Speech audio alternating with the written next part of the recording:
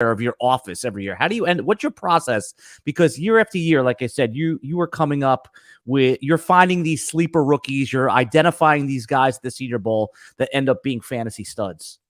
That's a great question, and I've thought about that. I think one is because I'm older, so I grew up in a time period where the social media, the multimedia wasn't really possible, right?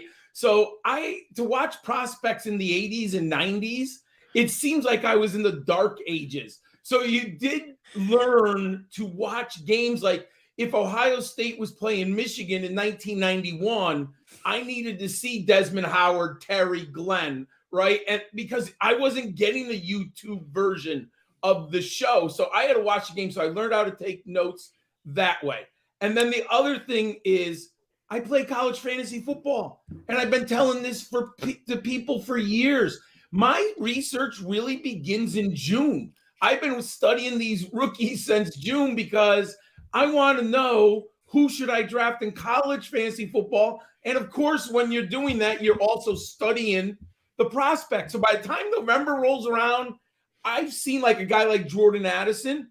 I've seen him at Pitt 4 or 5 times, seen him at USC 4 or 5 times. So when I plug in the numbers, I watch some tape, I'm way ahead. So those are the two things I think that help me have such an advantage where I don't necessarily, I would love to go. Don't get me wrong. When I retire, that's a dream, is to go down to Mobile, but I'm a teacher. So at this time of the year, it's hard. Yeah, I mean, for you, going to the Senior Bowl in Mobile would be just kind of like a fun thing to do, but it seems like, right, like you said, that the process, the grit, the hard work that you put in to help everyone have an advantage in Dynasty and with these rookies in redraft as well is done from the confines of that office that you're sitting in there. And the RotoWire Dynasty Fantasy Football Podcast, of course, is brought to you by Underdog Fantasy, which 2023 early best balls are open, and I've been playing those already. Have you jumped into a best ball yet this year, or is that just too sick for you at this point? I just finished my rankings. I will jump in soon, but I do like to get through the Senior Bowl, and so I'm almost done with my prospect analysis. I probably watched 85% of the players, and some more will trickle in. That happens always. But I'm so good at right now where I stand on 85%. I just want to get that other stuff out of the way, then I can jump in. All right. You mentioned that you've been, you play college fantasy and that you're watching these guys starting, in the summer. So we're getting up to speed on Jordan Addison already. He's old hat to you. So here's the question, though, because, this is not breaking news that some players that are good in college are not going to translate to Sunday. What's something that you're looking for in Saturday players that translates to Sunday? What's something that you see, a couple traits, or is it, that you're like, oh, this guy's it has a good chance to be good in the NFL? I'll tell you one trait for each of the 3 big positions for Dynasty. Quarterback. It is the ability to throw the ball into tight coverage or anticipatory throwing, depending on how you want to do it. What made Brett Favre, John Elway, and then more recently Aaron Rodgers great is the ability the man has half a yard of separation. Let the ball rip. Let your player make the play. I think that's the biggest problem with Derek Carr. I think Derek Carr is completely talented, but how often do you see him hold on to the ball? In the NFL, you have windows that are so small. So I want to see the player let it rip, which is a problem in today's spread schemes. Because what happens is the coordinators are so good, Alan, you get these wide open wide receivers. So sometimes quarterbacks have a little nervous habit. They're waiting for that big window of opportunity, which you're not going to get very often in the NFL. Is that, but I just want to ask you, so it's like what's open, you've heard this a million times, like what's open in college is not open in the NFL, and you have to make those throws. When I say you, the quarterback needs to make those throws when the receiver isn't even open. So that, I haven't heard that one talked about too much, a little bit, but that's an interesting point because, you always hear quarterback is so hard to evaluate. It's all about processing. Could they process at that speed? I think you just underlined something because that's something that, even if you're just getting into watching film or watching highlights, that you could, that's a good actionable takeaway right there. So I interrupted. when I watch Derek Carr, I get frustrated. Like, why did you not let that ball go? And, hey, you could be Eli Manning, who had unwavering faith in his receivers. And sometimes they made mistakes in him, and he had a high interception total. But Eli Manning believed in his receivers to make the play. But I think to be a successful NFL quarterback, you have to do that. Running backs, I always grade inside out. What I mean by that, can the player, do they have vision in traffic, and can they run between the tackles? And I want to see, and I like this when you have a team that is overmatched. So sometimes you might get a great running back and you look in the box score, 18 carries, 46 yards. But wait a second. They're playing a top 10 run defense in the nation. Their offensive line is 15 pounds smaller, because you can have incredible mismatches in college football, right? Does that player get 2 or 3 yards? Are they seeing the holes that are there, even though they're limited and tiny? So I grade in the NFL, I think if you're going to have a 1,400-yard season, double-digit touchdowns, Alan, you have to run between the tackles. Yes, and then I grade to the outside. Do they have the speed to the outside? Do they have the vision? But if you can't run between the tackles, Alan, you're not going to get 250 carries. Well, maybe let's just say 200. We know where the league, right? The league is changing now. You're not getting 200 carries if you can't do that successfully in the NFL. So I grade what I call inside out. How can the running back run between the tackles? All right. And then how about tight end?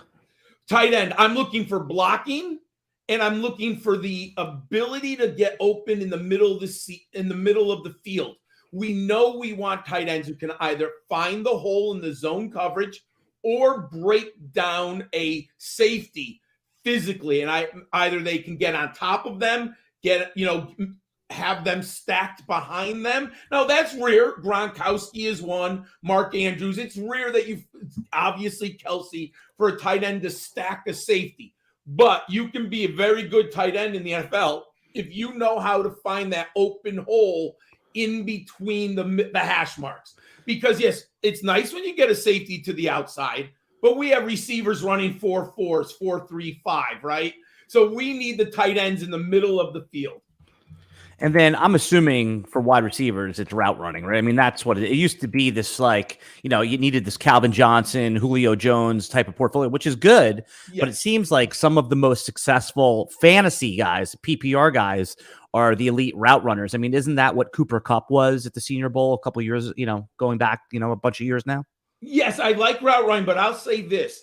It's the ability to gain separation late in the route. What is happening in both college and now the NFL? This started my analysis, and this is another reason I like college fantasy football. I was watching Lamar Jackson 9 years ago. I was watching Tim Tebow, the evolution of the dual threat quarterback at the college level first. Now we have a new generation of young men who are actually better throwers. Tim Tebow wasn't a good thrower of the football, but he was a very good athlete. And at the time, Urban Meyer could scheme wide open wide receivers so Tebow would make completions. Why do I say that? We have now Jalen Hurts, Josh Allen, Patrick Mahomes, superior at buying time in the pocket. Well, what does that mean? I need receivers who can gain separation late down the field. That's one of the reasons I loved Garrett Wilson last year, Allen. He was my number one guy. And I know part of it was Ohio State, but the other part was you have to have a quarterback to either a great offensive line to give the quarterback time or a quarterback who can buy time. And you know what I saw at Ohio State? Garrett Wilson's like waving like 10 yards wide open. And that happened with the Jets. I mean, there's tape. If you watch all 22 with Garrett Wilson, he is wide open sometimes. And that's crazy in the NFL. So I'm looking for this late level separation. And that's why Devontae Smith is so good. He is and it's route running. You're right about that. But also when Hurts is on the run, Devontae Smith gets, this is what I need to do to get open. And those quick feet he's an amazing late option for Jalen Hurts. So without going into too much detail, because I have a ton of questions for you here, but who are one or two of the guys just in underclassmen Senior Bowl that you think are elite in this year's class as far as the late getting open late in the route? I'll tell you 3 who I think I have in the top 5. I'll give you some insight. Number 1 is Jordan Addison. I think he's unbelievable. I absolutely love him. I mentioned him already. Josh Downs out of UNC is going to be fascinating because he's on the lighter side. But I don't ding players as much as I did 8 years ago when I'm looking for the next Calvin Johnson, Julio Jones. Josh Downs is crazy good, my friend. He had Sam Howell, and he had a true freshman at quarterback this year, Drake May. And Josh Downs put out insanity numbers. He is so good with late separation. And then the third BC. Wait, hang on. Before you say that, so you said he's light, 5'10", 180, right? Yeah. I mean, that's, I know that's light, but by today's NFL standards, it's like normal light, right? It's not so you're right. In today, I no longer look at that and say it's small. Right. 10 years ago, I said that was small. 3 years ago. Do you remember the Devontae Smith argument that he couldn't, that he would be whittled away? And now he's going to be a second-round dynasty startup pick. So, there goes that. Unbelievable. And then the player who's actually, I'm so happy because I've been talking about him for 3 years, Zay Flowers out of Boston College. Now, I don't have a first-round grade, but people are pushing him into the first round. Couple reasons I think why. He can play slot and on the outside. So he has experience in both, which is also something I look for when I look at how they're deployed across the field. But Zay Jones is a great route runner. People were concerned that he took the Shrine Bowl. Look into your homework. They offered him the position first, and the young man didn't turn him down. He stuck to his word. That's why he was at the Shrine Bowl. He's unbelievable. He might sneak into the first round. I mean, I like him a ton, Alan. Yeah. Just, for editorial note, you Freudianly slipped and said Zay Jones. I know you mean Zay Flowers. Wow, you're right. Zay Jones was good this year. I liked him this year. I had him all over. All right. So explain to me how with Zay Flowers, and, again, we try to keep this thing structured, but there's no taming the beast that's known as the Gridiron Scholar. There's no taming him. 5'11", like 178 pounds, but 12 touchdowns. I mean, how does he score? So for those just getting you take for granted, actually you don't, that you're an expert. You've been talking about this stuff for months and months and months, but a lot of people that are going to tune into this video really want, they're getting, this is their first pass at some of these guys. Now we've heard the name Zay Flowers over this last week at the Shrine Bowl standout, but so how does he do it? How does he get double-digit touchdowns at 178 pounds? And play for Boston College. Right. And I dare people who ask, who is the quarterback for Boston College? So you got to understand context too. The variety of quarterbacks across the NFL or across college football are very different, right? So he has people throwing him the ball who are not necessarily pro quarterbacks. One, he is excellent one-on-one. There are very few defensive backs who can take him one-on-one.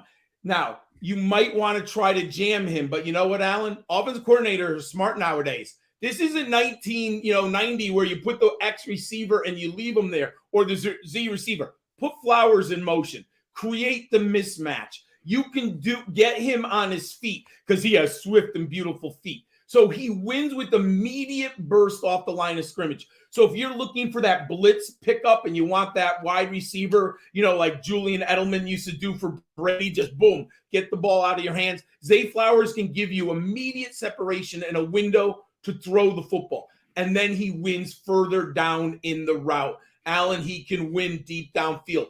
If he's one-on-one, and this is where I get frustrated with Derek Carr. If Zay Flowers is one-on-one 35 yards down the field on a scramble drill, Allen, throw him the ball. I mean, there's sometimes it's just so frustrating when you watch NFL quarterbacks eat it. Let your great wide receivers make plays. These numbers, and friends, he played at Boston College, so you've got to understand how even more significant these are. 200 career receptions. This is what I love. I have a benchmark. I'm looking for 15 yards per reception. He's at 15.3, Allen. He's getting the ball down the field. He was a 36% aerial dominator for Boston College when the defense only had to stop one guy. And then he has, I hate this term because it's subjective in a way, but he does have that alpha male mentality, right? Give me the ball The great ones have it. Sometimes the media makes fun because the wide receiver's talking. Do I want a wide receiver who doesn't want the ball? I mean, maybe I'm crazy. I want a wide receiver who wants the ball. Let him chirp away. That's fine. Right. Well, we talk about the squeaky wheel narrative in fantasy football when an alpha wide receiver says, hey, I'm not getting the damn ball enough. The next week, we're playing that guy in DFS. We're shoving him into our lineup. So let me ask you this. With Flowers, since we're on the topic, now he's getting first round buzz, but in all likelihood, he's more likely like a top 55 pick, let's just say conservatively. That's what I would say. Okay, so I'm going to read you the teams that are drafting the top 10 teams in the second round, and then I want you to here you go, really quick. This is the order. Pittsburgh is going to pick 33rd. They got that Chase Claypool pick right there. Houston, Arizona, Indy, the Rams, Seattle, Vegas, Carolina, New Orleans. Which one of those teams do you think is most likely to take Flowers, if any? Arizona. Arizona's got it. They brought in so many bodies under Cliff Kingsbury, and only DeAndre Hopkins was really good, and they didn't use Christian Kirk correctly. I mean, we see now Christian Kirk is much better than how they used him in Arizona. If they trade Hopkins, which I think they will, they do need a guy like Zay Flowers because they need to increase the productivity out wide to even help Kyler Murray more. And we don't know about the injury when he's definitely going to get on the field, but they need help at the wide receiver. Yeah, and they also have Hollywood Brown, so they'll be small at wide receiver, but then you could always find they'll have some big tight ends. They have McBride, so you could find a big sort of body Corey Davis type. Those guys are always available, and in free agency. I mean, it's not a big NFL wide receiver free agency class, but there's brand names that you could bring in if those are your two guys. So it looks like the dynasty takeaway here, John Laub, is that it's a good year to have 2023 second round rookie picks in your dynasty league. Oh, absolutely. You know what? I've been thinking about this because I'm looking. I have 5 dynasty teams, so I haven't initiated trading because I'm studying. I also have a family, so I only have. How dare you? How dare you? Right? I mean, I wish I could have 50 dynasty teams, but so I'm looking at the picks that I have. You know what? This might sound counterintuitive. If I had like the 5th pick in the first round and I could trade it for 2 number 2s and like a number 3.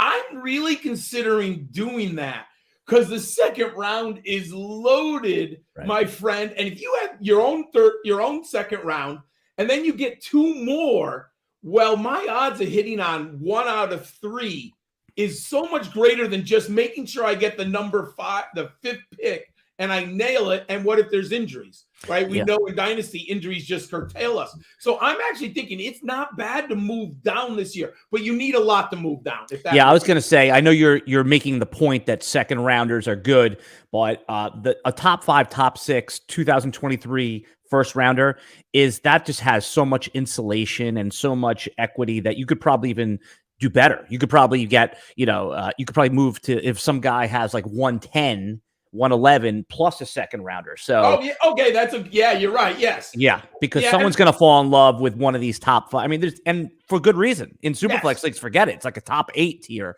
but for sure a top 5 in single quarterback leagues here.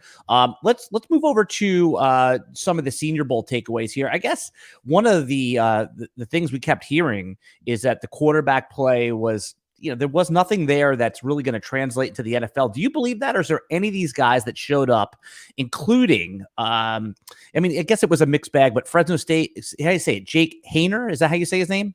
Jake Haener, yes. Haener, who won the game's MVP. Is he an NFL prospect? Is he just like a late round guy that's going to get drafted? Or any of the Senior Bowl quarterbacks worth keeping an eye on in our Superflex drafts? Because traditionally, if you draft one of these in your rookie draft, a 3rd, a 4th round quarterback, that's, sooner or later, you're going to hit on a Jalen Hurts. You're going to hit on, I know some guys don't work out there, but that's a good spot to collect. How about Sam Howell last year? There it is. He was a 5th round pick. I have him on 3 of my teams. There it is. I'm like this. Please don't draft the quarterback in Washington. You never know, right?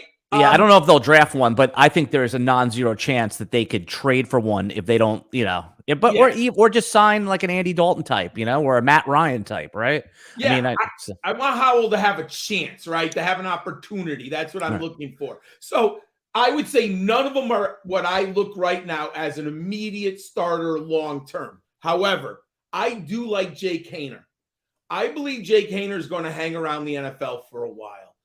Part of the reason why my model likes him, but there is a fantasy problem with Haener. He has 109 negative rushing yards in his career. He does nothing for you fantasy-wise as a runner. So if you're looking strictly for fantasy, you would need him to get an offense in which you're going to generate 28 to 34 touchdown passes, and then he would have value in a super flex, because you're not going to have the floor of 30 yards rushing with possible touchdown. So but as far as a thrower of the football and understanding the game, I think he has an NFL career ahead of him. Now, from a fantasy point, I like Jaren Hall of BYU. Now, reports were not good out of Mobile on Hall, and I get it. But I have watched him 8 times live, and I've broken down the film. I'll say this, Alan.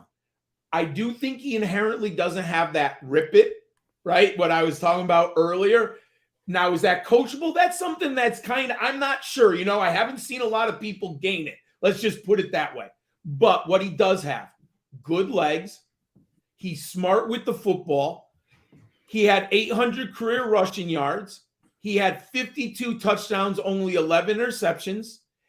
If this was the 1990s and you were talking a Mike Holmgren offense or a Bill Walsh where they used to roll the quarterback out and he'd throw the football to 2 levels on one side of the field, Jaren Hall could do that. He can also buy you time in the pocket. So there are skills there that I like. Now, does he have that little chutzpah to where he just sits? That's the part that I... So for those of you, that's Italian for balls. yeah. I don't know if he has it. Now, could a coach get in his ear and get him to do it? Now, it's funny about Derek Carr. You're telling me John Gruden and McDaniels did not break down the film with Carr and say, son, you've got to throw this ball. So sometimes maybe it doesn't get through, right? Like, there's no way McDaniels and Gruden, 2 quarterback guys, right, who have coached the position, haven't told Derek Carr, son, you need to let the ball go. So Hall's missing that. But he has the athletic ability. If he's a 4th rounder, which I probably think he's a 5th rounder, but if he was in the 4th round, there's some upside with him. So, by the way, just as an editorial note as well, is that, yes, I know that's not Italian for balls. We know it's Yiddish, okay? So people saying that's not Italian. Yeah, no crap, man. All right. Hey, so our sponsor for this podcast is Underdog Fantasy, and they sent me this 3-paragraph read, which I think is good. But here, if you're listening to this podcast, the Dynasty podcast, you love drafting. You're addicted to drafting. So just want to let everyone know, I'm going to paraphrase these 3 paragraphs right here. Underdog Fantasy, the way too early best balls are already open. I've done 3 of them already. I'm going to start doing some live streaming with them. You can get in a draft for $3, $5, $10, and draft. I mean, they don't include the rookies just yet, but they will add the rookies in. And right now, if you've never played on Underdog, first of all, it's one of the best places to play. It's so easy on your app. It's a 30-second clock. So if you need that constant slot machine dopamine hit, I mean, this is it, man. This is it. So right now you can go on there, and in the video description of this video, we put a link in there. So if you click on that link and use our affiliate link, they'll match your deposit. So if you put in $20, they'll give you an extra 20. If you put in 100, they'll match 100 up to $100, or just go in there and use promo code RWNFL. So just play some best ball, man. If you need to get and it is redraft, but it's so interesting. And by the way, I made such a critical error the other day, John. Oh, no. I thought because I didn't realize the rookies weren't in there, and I thought I was being slick taking Bijan Robinson, B. Robinson in the 3rd round. And guess who's on my damn team now? Brian Robinson. So just understand there's no rookies in there yet. They will add the rookies. By the way, you know what? So on that, and by the way, thank you, Underdog, for and I'm here with the Gridiron Scholar. You follow him as I do. At Gridiron SCHOL 91. It's on your screen. It's in the video description. I think the best rookie follow in the industry, but that's just my opinion, Mr. John Laub. Thank you. If you're doing a redraft right now and it's a big money league, unlanded, don't know where he's going. Everyone knows Bijan Robinson's name. He's the brand name of this class. Let's assume the only thing I told you is he's a first round pick in the real NFL. Where are you drafting him in redraft? Anywhere's after number 10. Okay. That's how confident he's going to be a first rounder once he lands somewhere. If I could get him at like pick 14 or 15, you can. I would be so happy. The upside with Bijan is there. Yeah. Who's the comp for him? Because we had a friend of the podcast, Cody Carpentier, on here who threw a little cold water. He didn't say he was bad, just said like he's more Cam Akers than he is Jonathan Taylor. But he said that wasn't an insult. That's a good thing of what we thought of Cam Akers coming in. Yeah. So I would say he's Derrick Henry and Saquon Barkley. Okay, I'm in. I mean, so he's the only look. We know Derrick Henry wasn't a great receiver, but Bijan is not in Saquon's class. But he could get fed 55 receptions like Najee Harris, and he's a better runner than Najee Harris. His vision, dude. When I talk about inside out, he is special between the tackles.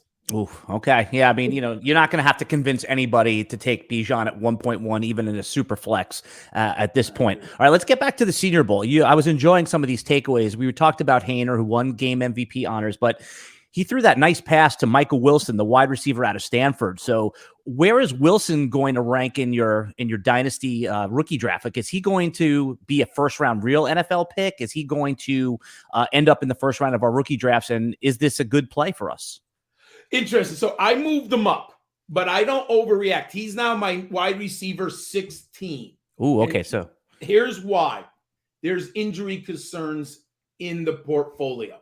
Now, we know that the NFL has certain reports that we don't have, Alan, and the draft, I've learned to read the draft. If Michael Wilson goes on day 2, the injury reports are good. The NFL likes what they've read from the medicals. If he goes on day 3, that means there's something in there we may not know that the NFL has concerns about. But my model likes him. But if you're an early breakout, you're going to have some questions. And if you're just looking for totality of numbers, you're going like productivity is nice, but not great. But this is where film is important and why I do film and a model. His film is great. He runs really good routes. I was surprised in the model that he's a little bit better than I thought, because let's put it in context. He's at Stanford, and they have 2 wide receivers there. And I'm going to compare him to when Nico Collins and Donovan Peoples-Jones was at Michigan. Right. They were better athletes and better performers than the offense allowed them. They had Elijah Moore and Michael Wilson. Michael Wilson is the better wide receiver prospect. Elijah Moore, they had him running at the tight end, some drills at the tight end. Very big prospect. But they played for David Shaw at Stanford. And anyone who knows Stanford, they're just running the football, running the football, running the football. So one thing that's interesting, which I was hope would have been higher, his aerial dominator is only 14%. Explain what aerial dominator is. Oh, sure. The percentage of yards to the team's total passing. So he wasn't, and that's his best season was 14%. So what's a good number? Like, what's a number where you're like, oh, this is a good aerial dominator? I'm looking for 30% is my benchmark where I would be like, wow, this guy is the alpha male. He just knows how to catch a boat like Drake London, right? Just so many passes. I like that. So that's a little bit of a red flag. Now, part of it's also because he was injured, right? But that's understanding the number. Because he didn't play as many games, he doesn't have the aerial dominator, which factors in his injury challenges. But when you watch him on tape, Alan, he's awesome. Also, he does have, the 2'6", 216, Alan. Remember, we were just talking about Arizona. What if he's sitting there in the 3rd or 4th round? You get a player like Zay Flowers and you get a wide receiver like Mike Wilson. You have 2 different skill sets, but 2 very good route runners. You have the incredible quick twitch athlete, and then you have the solid route runner who's got a big body.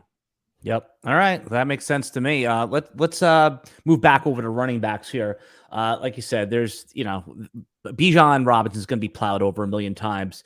And it seems like Jahmyr Gibbs, the running back out of Alabama, is becoming the consensus running back too. So is that your running back too? And is he? I mean, how deep of a tier break is that from Bijan? It's a huge tier break. So let's just break that. Right. I mean, I might not even take a running back till pick 5 or 6 because I like the receivers. Okay, if you're doing an initial dynasty. All right. So let me ask you this. So are we in line here that Gibbs is right as of right now is the consensus too? He's not mine. Oh, okay, good. So who is? Oh, Zach Charbonnet. Okay, so we'll come back to him in a minute. Okay. Give me the Gibbs breakdown, and what do you expect out of him for fantasy football? Like, I mean, he's obviously going to be where's he going to go in the real NFL draft? Is he worth a first-round rookie pick in your fantasy draft? And then what kind of a player and comp are we looking for with Gibbs? I have a second-round grade on Gibbs. I do believe he's a first-round pick in dynasty leagues back end. I would love them get him from picks 8 to 12. Right. That's, I think, where his value is. He is a great pass catcher. He is great. 101 career receptions, Georgia Tech and Alabama. There's no question about his route running.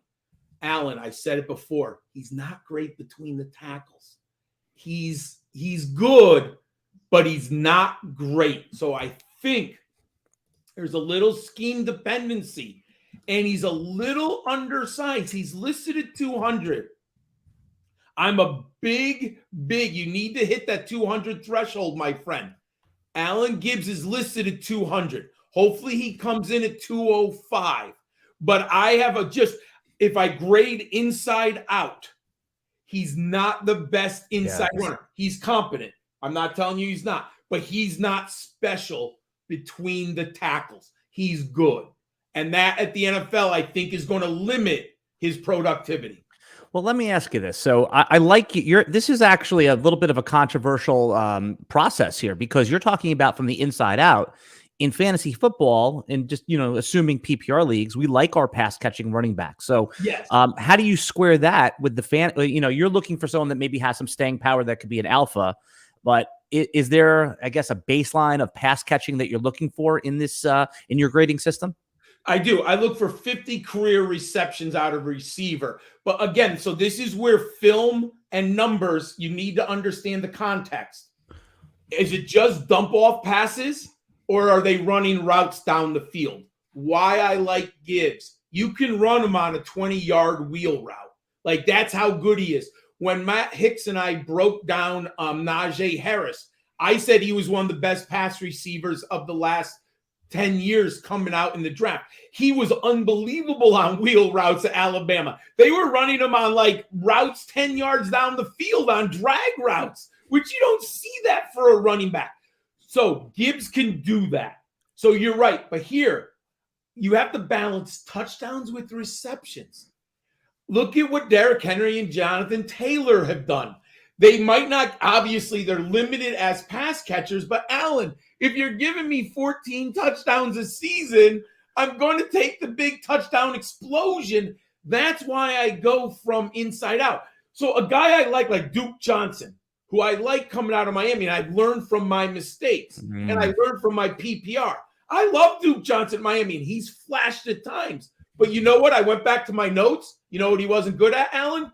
Running between the tackles. Yeah. All right. So, well, that's that makes sense. Okay. And I think that's a good actionable takeaway because anyone watching a Dynasty Fantasy Football podcast in February or they probably fancy themselves as, at least amateur, at least, maybe some prolific film grinders. And I think that's a great takeaway is inside out where everyone else is going, oh, this guy had a lot of receptions, but you're going to end up with Duke Johnson more than you are with having a complete fantasy football player. All right. You mentioned that, and by the way, everyone should follow John, his Twitter follow, his best Twitter follow for rookies, and also just for life, man. I enjoy you, John. I always enjoy your energy and your presence on all these podcasts. I follow mostly everything you do, the good research. So you talked about your RB2 is going to be the UCLA running back, 6'1". What's his name? Zach Charbonnet, is that how you say it? Zach Charbonnet. Okay, so he's 220 pounds, 6'1", age 22 here. Where do you think he's going to get drafted in the real NFL draft? And what would be an ideal landing spot for him? And then, of course, I want to hear some of your player notes on him. Second round pick. I think the NFL is going to love him. And this is where sometimes it's advantage being old. You kind of learn what NFL scouts like. And when they see a 220-pound back, and if I think he might go out and run a 4.48. Like if you're 220 and you're running a 4.48, Alan, the NFL, their mouths are going to drop on that. He is a great athlete. And why I love him, Alan, he is awesome between the tackles. He is just all man running between the tackles. It's very difficult to take him down with one arm. You've got to hit and wrap on Zach Charbonnet. And what I think he's a better gap runner. But if you look at what Brian Kelly devised for him at UCLA, he ran both gap and zone. He actually ran more zone than he ran gap, but I actually think he's a better gap runner. My ideal spot for him, my friend, would be Tennessee. He might have to sit 1 year behind Derrick Henry. But, man, you put him in Vrabel's offense and you just let this young man rumble, or Atlanta. If he could get Tyler Allgeier's role with Arthur Smith, and there's no reason, because you're happy enough with Allgeier. You're not winning the Super Bowl, so you don't have to bring in the superstar running back yet. Roll with Allgeier and what you got.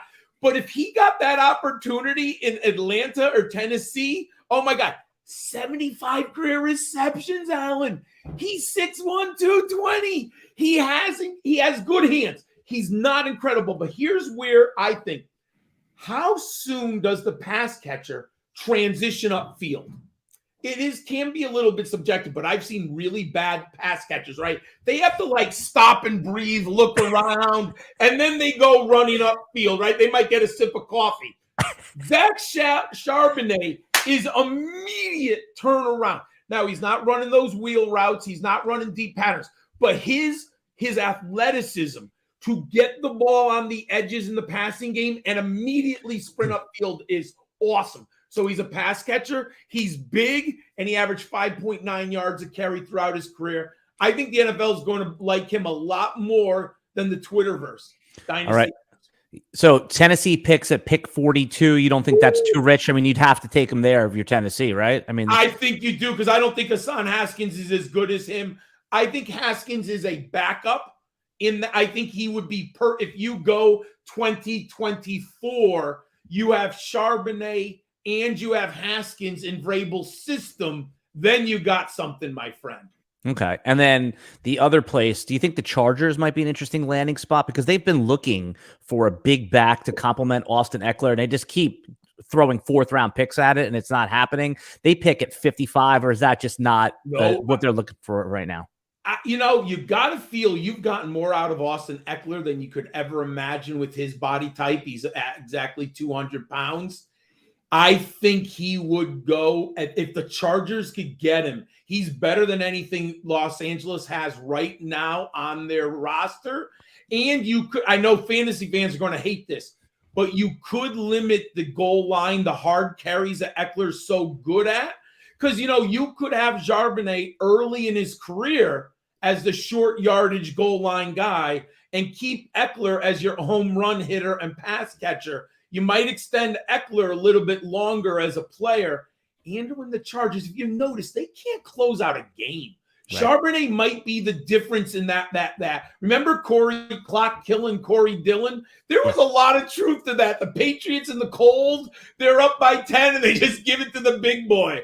Like, the Chargers need that. So that I don't think he goes past that 55. That's what I was thinking, yeah, because it just seems like, it already said that they've been looking for somebody and what way to do it then. And they're in the Super Bowl window. I mean, they made the playoffs. Yes. They have Justin Herbert and, so you can, you talk about luxury picks. Yes. When you throw a first round pick at a running back, that's an extreme luxury, but second round, you need the guy to play and, God forbid the unthinkable happens to Austin Eckler.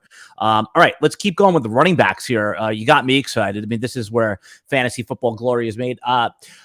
Kendre Miller, 6 foot, 214 pounds at a TCU. I had, again, some people have him as high as 3. So I can tell by you're not even looking at him as a top 5 option, are you? Well, no, I was smiling because I like him. Oh, good. All right. So where do you have him ranked? Start with that. 5. Okay. I have him at number 5. And I will admit I'm a sizist. He does fit this 6'0206. So let's see if he comes in that. Remember, context. He played behind Zach Evans, who was a 5-star prospect at TCU.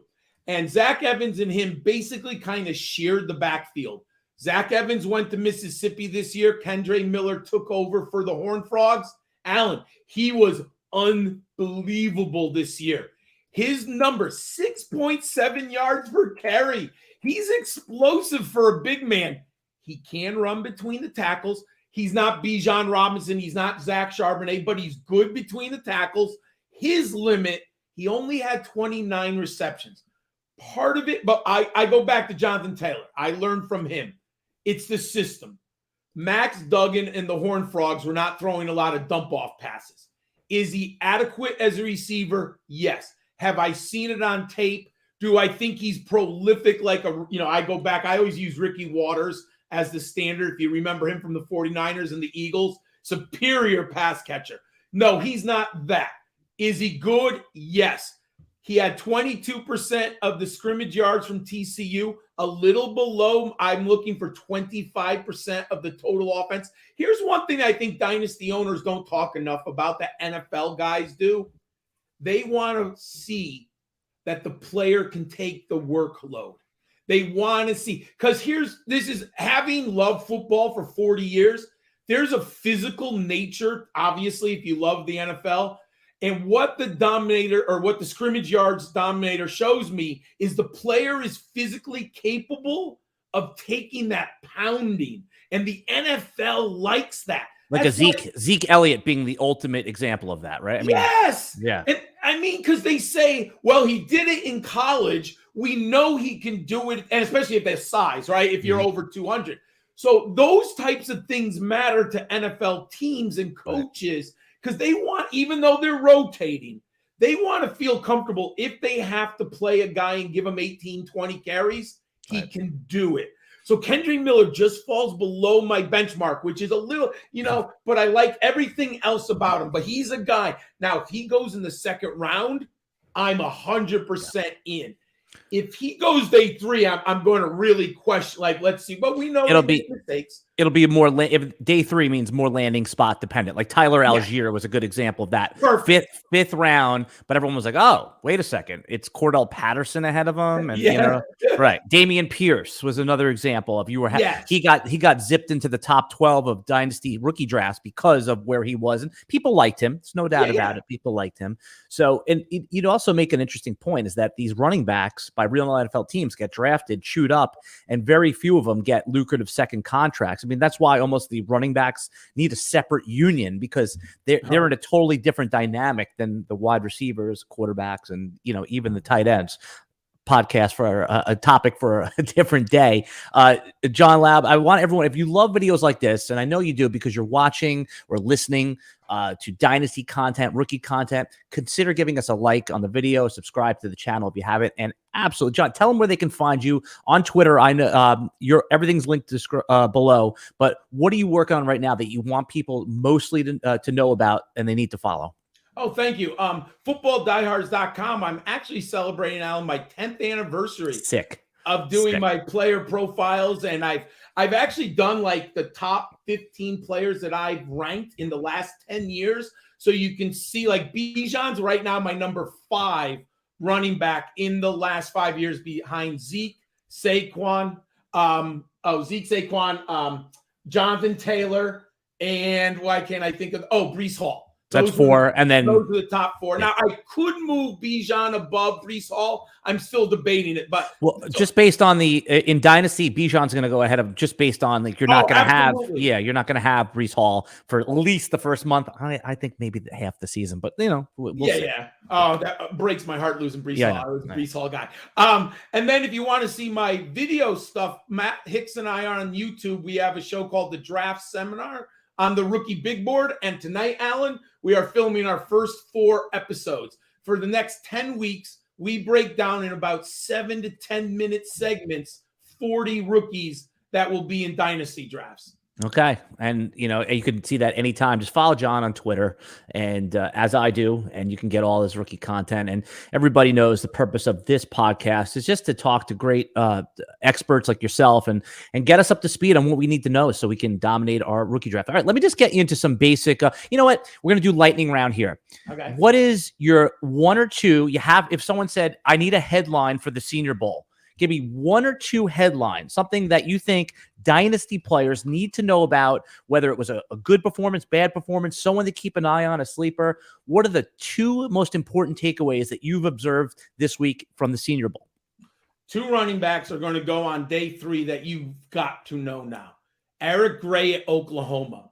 I liked him at Tennessee. Then he transferred to Oklahoma for 2021, and he sat behind Kennedy Brooks, the running back. Oh, yeah, I remember Kennedy Brooks from last year. Yeah. He didn't have a great season.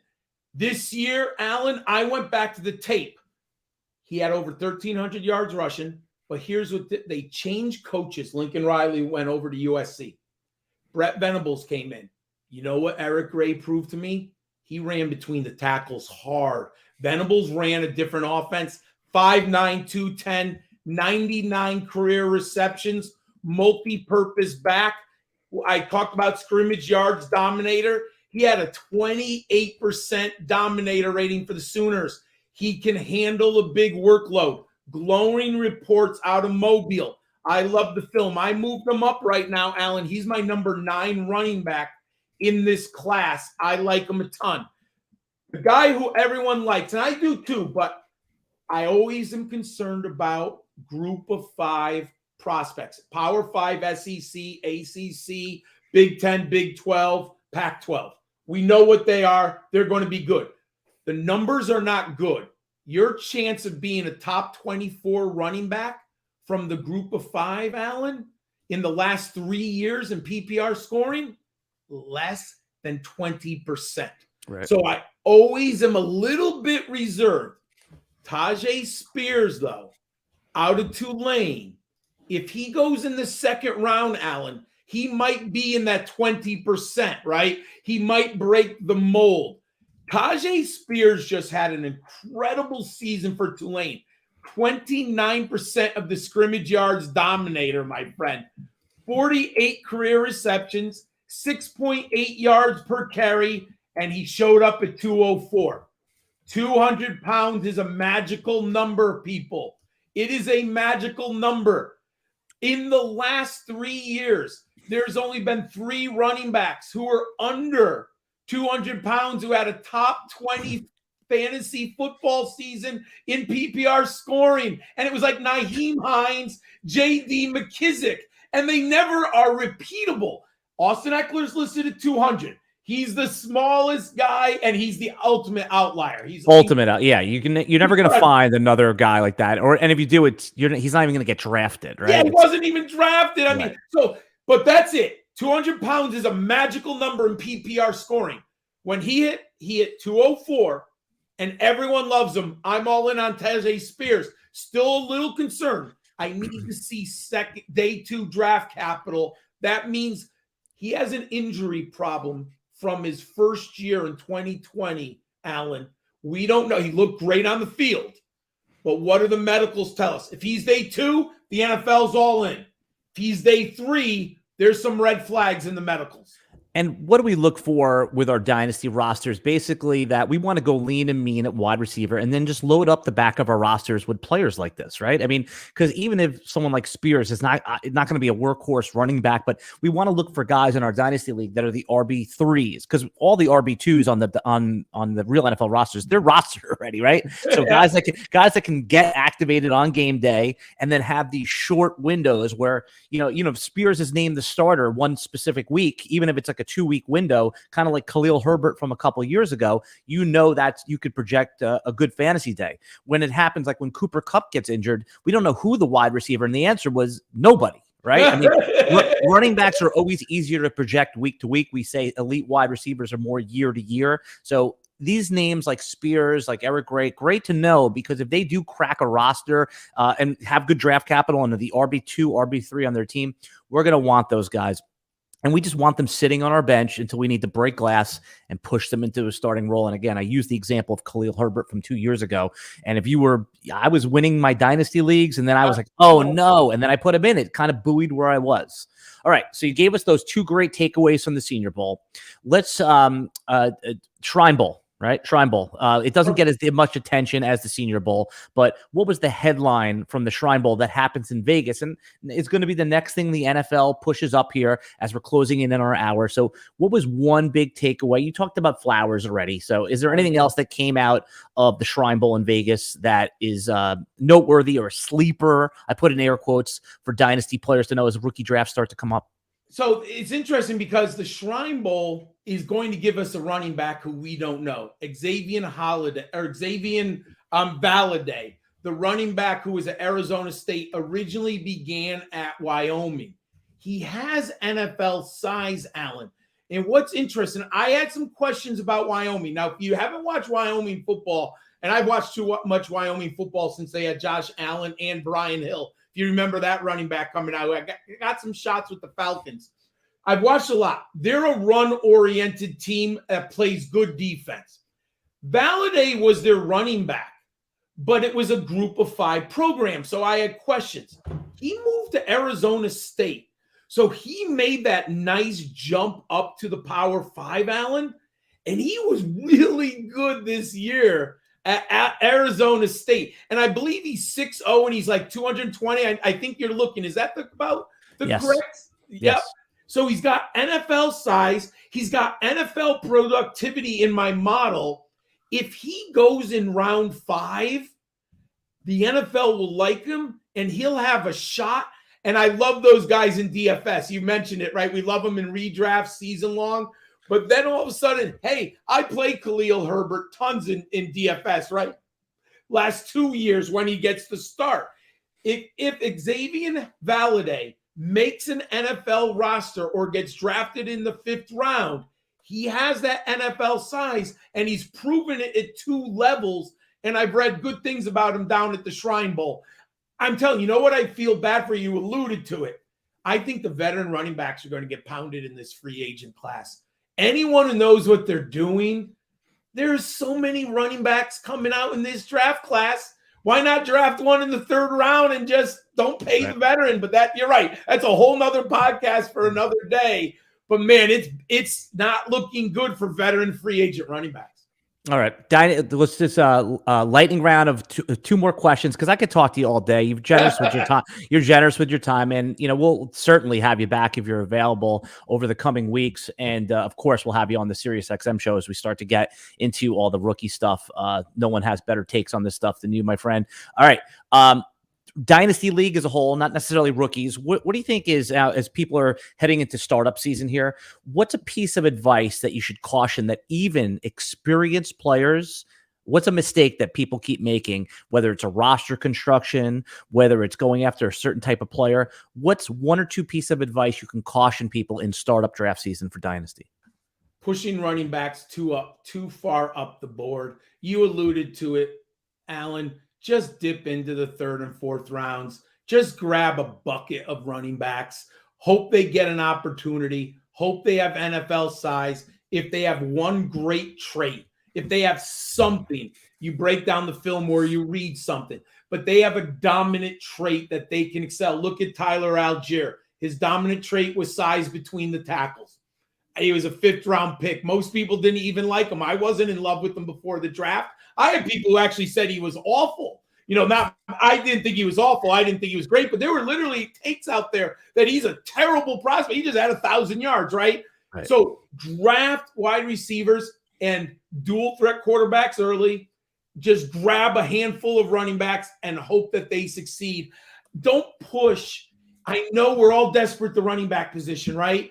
But if you have a pick at like 10 or 11, don't push a bad running back up the board.